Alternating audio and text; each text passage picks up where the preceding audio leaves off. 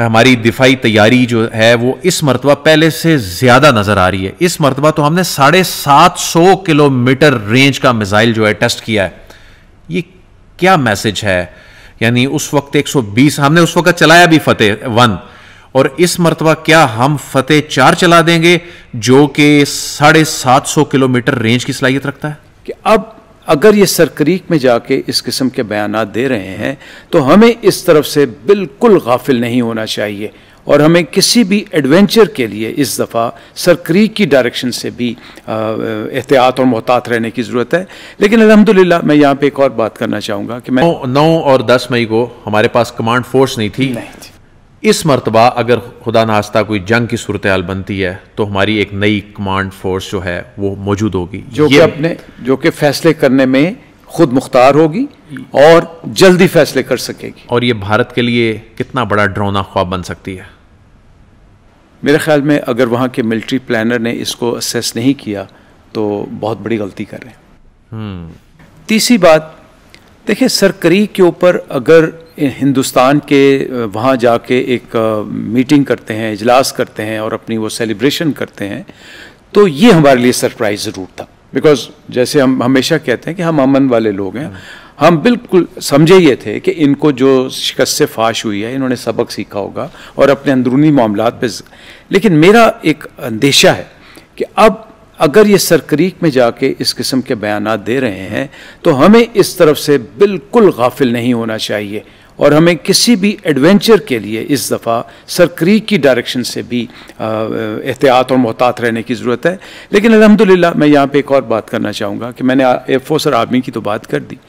Pakistan navy और Pakistan air force हमेशा से मुश्तरका जंगी मशक़ें करते हैं। हमारे मसरूर बेस पे जो फाइटर स्क्वाड्रन है उसकी स्ट्रेंथ ही ये है कि वो हम नेवी के साथ डेडिकेटेड रखते हैं। अच्छा। और हमारे जो ऑपरेशंस प्लान है जो भी है उसकी डिटेल में जाने की बजाय वो चोली दामन का साथ है। अब जो JF-17 एयरक्राफ्ट को आपने यूटिलाइज़ किया इधर नॉर्थ में और सेंटर में, जहाँ से आपने लॉन्ग रेंज वेपन इस्तेमाल किए, तो मैं इशारतन यही बात करना चाहूँगा कि अगर वही J-10 एयरक्राफ्ट अगर आप साउथ में ले जाएं तो फिर हिंदुस्तान को विक्रांत एयरक्राफ्ट कैरियर अंदर लाने की शायद सोचना पड़ेगा उसको। यानी पाकिस्तान नेवी का और एयरफोर्स का वहाँ एक ऐसा लीथल कॉम्बिनेशन आप बना चुके हैं कि वो समंदरों में आगे आने की जुर्रत करेगा अगर तो उसको बहुत बड़ा नुकसान उठाना पड़ेगा। मेरी इत्तला के मुताबिक मैं गैर मुसद्दक़ा इत्तला है, मैं गलत भी हो सकता हूँ, लेकिन जो मैंने सुना है कहीं से मैं देख रहा था, वो ये कह रहे थे कि इंडियन नेवल चीफ इस पर तज़ब्ज़ुब में थे और उन्होंने अपनी लीडरशिप को बताया है कि ये कॉम्बिनेशन जो पाकिस्तान एयरफोर्स और पाकिस्तान नेवी का स्पेशली जो उन्होंने डेमोन्स्ट्रेट किया है एयर टू सरफेस का, सो वो एयर टू सी में अगर करते हैं तो उसमें हमें थोड़ा सा सोचने की ज़रूरत है कि वो इससे पहले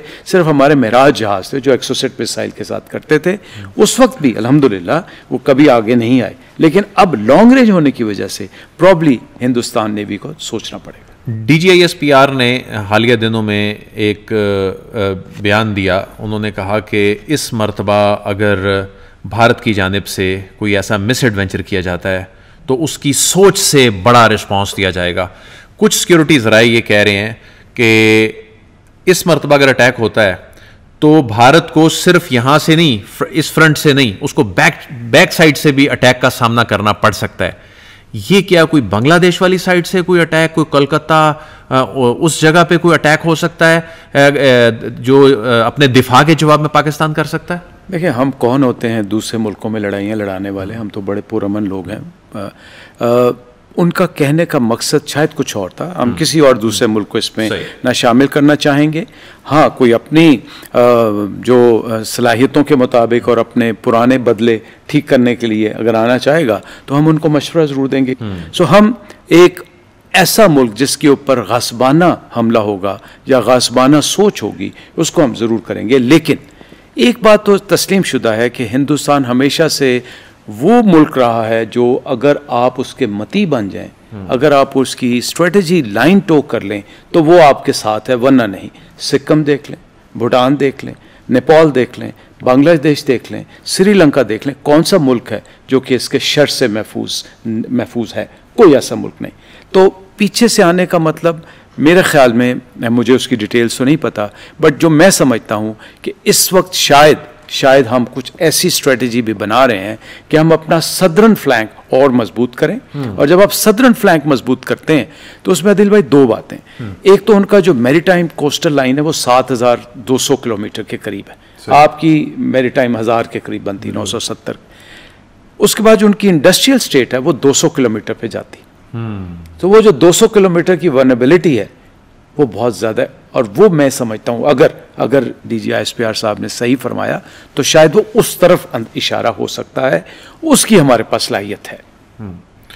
अच्छा, ये बताइए कि हमने देखा कि जब उन्होंने ऑपरेशन सिंदूर शुरू किया और उसके बाद हमने फिर मार्का हक में फतह हासिल की, उससे चंद दिन पीछे चले जाएं तो हमने देखा कि हम फतेह मिसाइल के तजुर्बात कर रहे हैं, लेकिन उस वक्त 120 किलोमीटर का तजुर्बा हमने किया और उसके चंद दिन बाद जंग लग गई। हमारी दिफाई तैयारी जो है वो इस मरतबा पहले से ज़्यादा नज़र आ रही है। इस मरतबा तो हमने 750 किलोमीटर रेंज का मिसाइल जो है टेस्ट किया है। ये क्या मैसेज है?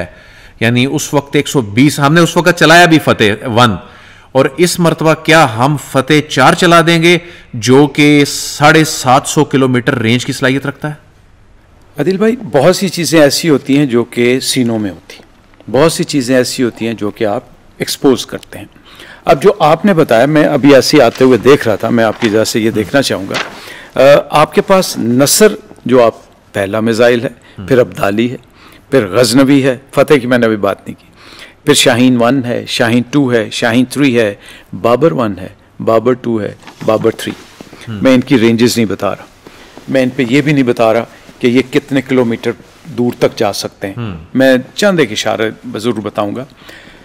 पहले तो ये एक जो ख़ास रेंज है, ये टैक्टिकल वेपन से लेके लॉन्गेस्ट पॉसिबल रेंज पे जाता है। दूसरा, जो हाईएस्ट रेंज वाले शाहीन सीरीज़ हैं वो रेडार की नज़र से ऊझल हो जाते हैं, स्काई में जाके आते हैं, टेक्निकलिटीज़ में नहीं जाते।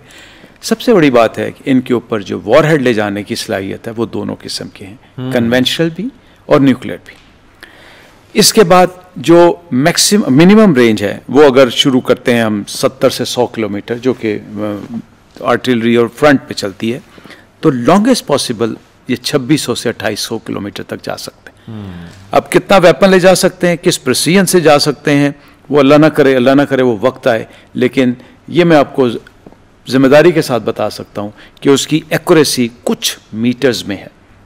तो नरेंद्र मोदी जो है वो पागलपन में 1.5 अरब लोगों को तबाही के धाने पे लेके जाना चाहता है। यही हमारा अलमिया है, हमारा असल सोच ही है। हम ये कहते हैं कि तुम 1.4 अरब की आबादी के करीब के मुल्क हो, उसके बाद इसका इम्पैक्ट क्या सिर्फ इसी खत्ते में आएगा? नहीं, ये पूरे साउथ ईस्ट एशिया में आएगा जिसकी आबादी 2.2 बिलियन से भी बढ़ जाती है। फिर आपकी अपनी आबादी जो आपने बताया, उसमें मेरे ख्याल में 70 से 80% गरीब लोग हैं, और वो लोग हैं जो फुटपाथों पे प्लॉट नंबर लेके सोते हैं। इस अल्लाह के बंदे को जिसने रिगिंग से, अभी तो प्रूफ भी हो गया, रिगिंग से दोनों इलेक्शन जीते, और अब वो तीसरे इलेक्शन की तैयारी में उस सतह पे जाना चाह रहा है जो कि सिर्फ और सिर्फ RSS की जो 100 साल तारीख है उसको मज़ीद ये स्याह खून से रंगने के मुतरादिफ। और आपको ये भी पता है कि RSS वो तंजीम है जिस पे हिंदुस्तान के अंदर पाबंदी लग चुकी, और नरेंद्र मोदी साहब अमेरिका में नॉन वांटेड थे, जो उन्होंने गुजरात में कत्लगारी की, जो उन्होंने ईसाइयों के साथ किया। तो ये बिल्कुल एक जुनूनी शख्स है, और इसको अगर आप लिंक करते हैं तो ये नेतन्याहू का बहुत बड़ा दोस्त है, जो कि एक इंसान, अगेन उसको इंसान कहलाना भी इंसानियत की तौहीन। जो हालिया जंग में नेतन्याहू ने मोदी को सपोर्ट किया, टेक्निकल उनके एक्सपर्ट्स जो थे वो भारत में मौजूद थे। अभी भी ये जो पर तोल रहे हैं, और इजराइल और भारत का जो गठजोड़ है, पाकिस्तान मुखालिफ, लेकिन पाकिस्तान ने भी जिस तरह से रिस्पॉन्ड किया और जंग जीती, क्या ये इजराइल के लिए भी मैसेज नहीं था? और आगे क्या होने जा रहा है? देखिए, आपको भी पता है कि जो जंगें होती हैं ये एक सियासी अज़ाइम होते हैं, पॉलिटिकल एम्बिशन होता है जिसको आप पॉलिटिकल सोच आगे लेके चलती। मेरे ख्याल में पाकिस्तान ने बहुत ज़िम्मेदारी और बहुत ही, अल्लाह ताला की मेहरबानी, पाकिस्तान में भी हम भी गलतियाँ करते हैं, लेकिन अल्लाह ताला की बड़ी मेहरबानी हुई कि इस वाक़े के बाद आपकी इन बैनुल-अक़वामी सतह पे एक हैसियत तस्लीम की जाने लगी, और उसके बाद again whether we like him और not, but right now Trump matters. दुनिया में आजकल इकोनॉमिक्स को तवज्जो दी जाती है, तो उसने जो हिंदुस्तान का इकोनॉमिकली बेड़ा गर्क करने की कोशिश कर रहा है वो, तो उस लिहाज से वो पावरफुल तो है। अगर आप अमेरिका के साथ इस वक्त गुडी में हैं, गुड बुक्स में हैं, तो वो इजराइल के पास लीवरेज उतनी नहीं रहेगी। लेकिन इजराइल और हिंदुस्तान का गठजोड़ आज भी है, आइंदा भी रहेगा। भले मोदी रहे, भले कांग्रेस आ जाए, लेकिन उनके अज़ाइम एक है, और उसकी बुनियादी वजह इस्लामोफोबिया है। बिकॉज पाकिस्तान वो वाहिद इस्लामी ताकत है जिसने अल्हम्दुलिल्लाह आज तक कहीं पे भी ज्यादती हो, मुसलमानों को तो छोड़ के गैर मुस्लिमों के साथ भी तो हमने हमेशा हक का साथ दिया। तो वो उनको सपोर्ट तो ज़रूर करेंगे, लेकिन वो वाली नहीं। दूसरी बात, मेरे ख्याल में इसराइल बहुत बुरी तरह फंस चुका है इस वक्त। $70 बिलियन से ज़्यादा उसको खर्च करने पड़े हैं गज़ा पे। अभी वो 4.6 बिलियन का नया पैकेज लेके आ रहा है अमेरिका से। कोई एक हद, फिर बैनुल अक़वामी तौर पे भी इसराइल बहुत हद तक तन्हा है, बहुत हद तक। जितने यूरोपियन मुल्क हैं, यूनाइटेड नेशंस में, उसने आपने देखा कि इसराइल की तारीख की तन्हाई है ये। तन्हाई 193 में से 150 मुल्कों ने उसके खिलाफ वोट दिया। So that means it is also heading towards a disaster, but we can never lower our guards. मैं आपको बड़ी जिम्मेदारी से बता रहा हूँ कि ये जो वक्त आ रहा है, मैं फौजी आदमी हूँ, शायद इसलिए मैं जंग की बात करूँगा। जंग की जगह नहीं बनती, कन्वेंशनल वॉर की जगह नहीं बनती, बट इनसे आप कुछ भी एक्सपेक्ट कर सकते हैं। और वो क्या एक्सपेक्ट, हम कई दफ़ा, पिछली दफ़ा भी हमने बात की थी कि फॉल्स फ्लैग ऑपरेशन होंगे, फ्लैगशिप ऑपरेशन हो सकते हैं। एयरफोर्स, मेरा मानना है, इंडिया की अभी उस काबिल नहीं है। तो फिर ये रॉकेट जो उनके मिसाइल हैं या ड्रोन हैं, उनके थ्रू ऐसा कुछ करेंगे कि ये, मैं अल्लाह ना करे, मैं आपको एक मैसेज देना चाह रहा हूँ, हो सकता है ये सरकरी की तरफ चढ़ दौड़ें, हो सकता है ये कश्मीर की तरफ कुछ एरिया को ऑक्यूपाई करने की कोशिश करें। अच्छा, मैं आप इस पर जो मेरा तज्जिया कि जो नई चीज तो ये जरूर करेंगे। यानी इस मर्तबा ये अपने तैयारे फिजा में इसलिए नहीं भेजेंगे कि वो पाकिस्तानी गिरा देते हैं, और इस मर्तबा वो मिसाइल से अटैक कर सकते हैं। तो हमारा डिफेंस सिस्टम जो है, क्या इतना कैपेबल पहले से ज़्यादा हो चुका है? देखिए, टाइम गैप तो बहुत कम था। इसमें ये नहीं हो सकता कि दिन रात आप उस टेक्नोलॉजी को ले आएँ कि जब आप कहें कि जब हम इनके लिए, ब्राह्मोस के लिए बिल्कुल शील्ड बन चुके हैं। ऐसा नहीं है। होता यह है कि आप टिट फॉर टैट करते हैं। जब इन्होंने पिछली दफ़ा अमेरिका के कहने के बावजूद, अमेरिका के प्रेशर में आके जगबंदी की, फिर लास्ट मिनट इन्होंने ब्राह्मोस की अटैक किए, उससे पहले नहीं किए। सो पाकिस्तान इस दफा इस चीज को केटर करते हुए अपने कार्ड्स पहले से खेलेगा। अच्छा, इस मरतबा पाकिस्तान अपने कार्ड्स पहले खेल देगा। मैं तो ये कहता हूं कि सर, आपको अभी से ये डिक्लेयर कर देना चाहिए कि हमारी सालमियत के ऊपर अगर तुमने सोचा तो अब हम प्रीएम्प्टिव क्यों नहीं करेंगे।